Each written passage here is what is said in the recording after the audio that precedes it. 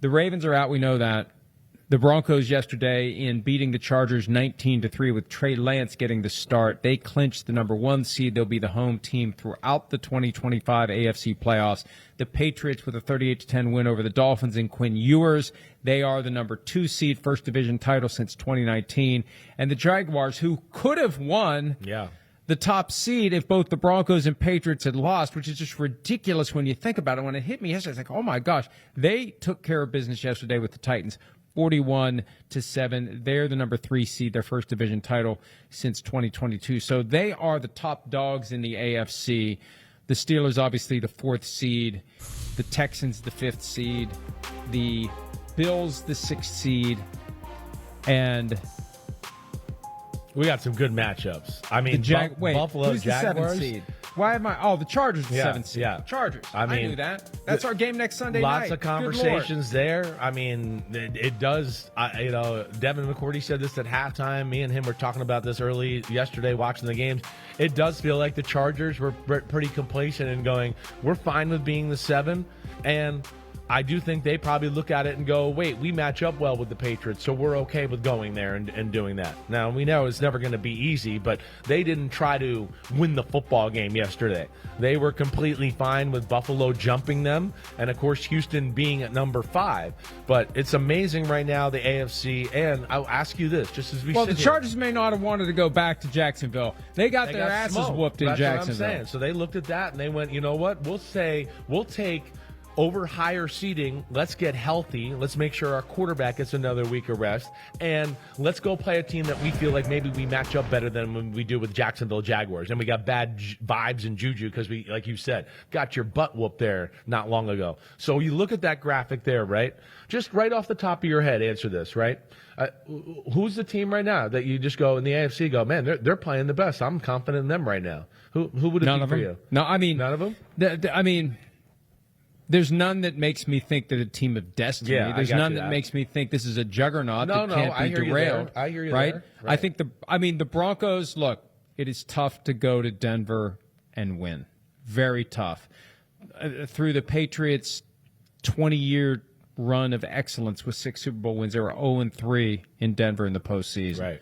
It is going to be very difficult for anyone to go to Denver and knock off the Broncos. Yeah. And I think of all those teams, the 1 seed, you bypass an entire round. You cut by a third the number of wins you need to get to the Super Bowl. Right. And you are guaranteed to have both of those games at home. That's why you got Kyle Shanahan was so determined to try to get the 1 seed on Saturday night against the Seahawks. It changes everything. So I'd say the Broncos, because of the circumstance and because they don't blow anyone out, but they find a way to score more points than you do. That's right. They're tough. They're clutch at the end, and they play through their defense. I wonder when Vance Joseph's name is going to start emerging as a head coach. Like the 2015 Broncos, which, oddly enough, the Super Bowl was in San Francisco that year, and here we are again.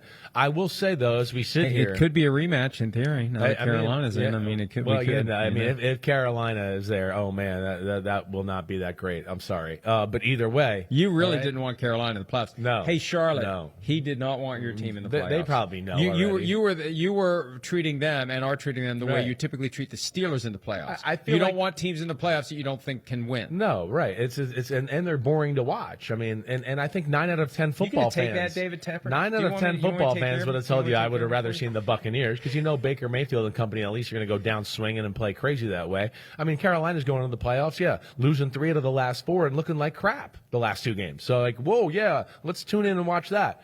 But back to the point of the AFC. The Jacksonville Jaguars are playing the best football in the conference right now. That's to me what stands out as we go into, especially for a smaller market team. Well, I mean, but it is amazing what they're doing. They're the 3 seed, but I don't think there's any doubt, at least in my mind, over the last 5 to 6 weeks, this is a team that went into Denver and really controlled the Denver Broncos in Denver, right? To where I go, the hottest team going in the playoffs right now in the AFC side is the Jacksonville Jaguars. They got it all rolling. I mean, they got it so rolling that I felt like Liam Cohn yesterday was like, I don't want to take the starters out of the game. I just want us to keep playing. We were all going, are they serious? They're up by 28. Trevor Lawrence is running the ball. If Trevor Lawrence would have gotten injured, Liam would have got a lot of crap. Would have had a very long night and a very long week. Definitely. I could not believe it. We were trying to figure it out on the PFT Writers text thread. Why is Trevor Lawrence still in there? And one of the writers said, I guess somebody from the Colts called the Jaguars a smaller market team. That's the only excuse I can come up with. I think they were just trying to kind of stay hot, and they want to stay in the flow. But I do think they kept them in too long. But to the point is, yeah, Jacksonville is playing some big time football, and now they got to deal with Josh Allen coming into town, which is going to be a lot of fun to watch. Here's the reality, as it relates to the Buffalo Bills. Yeah, they will be going to Jacksonville, where the Jaguars are the better team. Yeah, they're the better across the board. Remove the helmets. This is one of those games where you have to set aside the helmet and the quarterback. The helmet, right. Because Josh Allen, everybody just goes, right. Oh, they're going to win. It's Josh Allen. But Josh Allen enters the playoffs for the first time in his career without Patrick Mahomes, without Lamar Jackson, without Joe Burrow. The table is in theory set. And, you know, we talk about it from time to time. I was stunned to see yesterday because when we got – I never watch – I'm sorry. I love Randy Moss. I never watch the ESPN Sunday pregame show, ever. I watch NFL Network until it's time to go to the studio. And then when we get to the studio, it's just whatever's – and, like, there's nothing really on. We're talking. So I watched the NFL Network thing for like an hour or two. They have Walt Anderson on to say absolutely nothing about the controversial officiating calls of the week. But that's just what I always have on.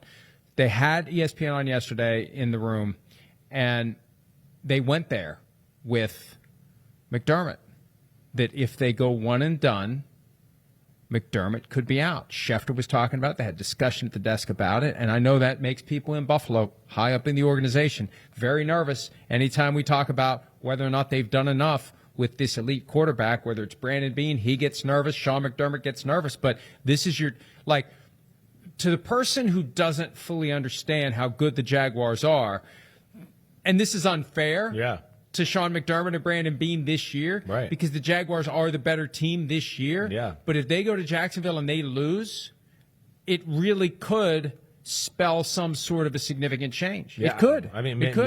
maybe it could. I'm definitely one that you know my thoughts on McDermott. I think he's a hell of a football coach, right? I think they're another organization. Brandon Beane, everything they've done there. Right, it's top notch. I mean, this is one of the most relevant, top of the line franchises over the last 7-8 years. So major respect there. I'd be shocked if that kind of move was made. Now I look at it and I go, yeah, this is a Buffalo team that, playing tough, certainly got some really good elements. We know their O-line's damn good. They got tight ends. They can run the ball.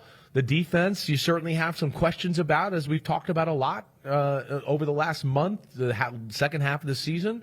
But you feel like this is the lesser Buffalo team that's gotten in the playoffs over the last few years, but yet we're propping them up because I think a lot of the things, like a lot of people think what you're thinking. Wait, Mahomes isn't in it. Josh Allen has a chance. Here we go. Lamar Jackson isn't in it. He doesn't have to deal with them. No Joe Burrow. There's nothing there either.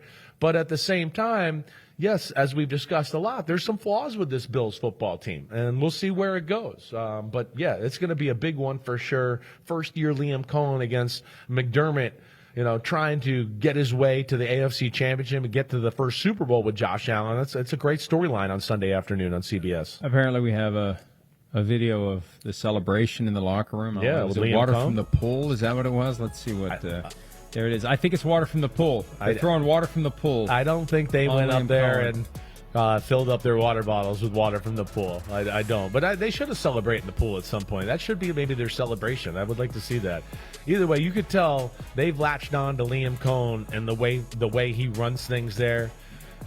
Like a Ben Johnson, he's got that cool edginess about him where he can be a jerk in a good way and be tough, and it rubs off on their football team. But I think they all realize, like, hey, he's a jerk because he's pushing us and he wants us to play really well, and obviously has the Midas touch to love them up and make them feel like, hey, we're in this together. I mean, the Jaguars got something special going here. We'll see if they can continue that into the playoffs. Hi, it's Mike Florio. Thanks for watching PFT on YouTube. Hit subscribe for the latest news and analysis from Pro Football Talk.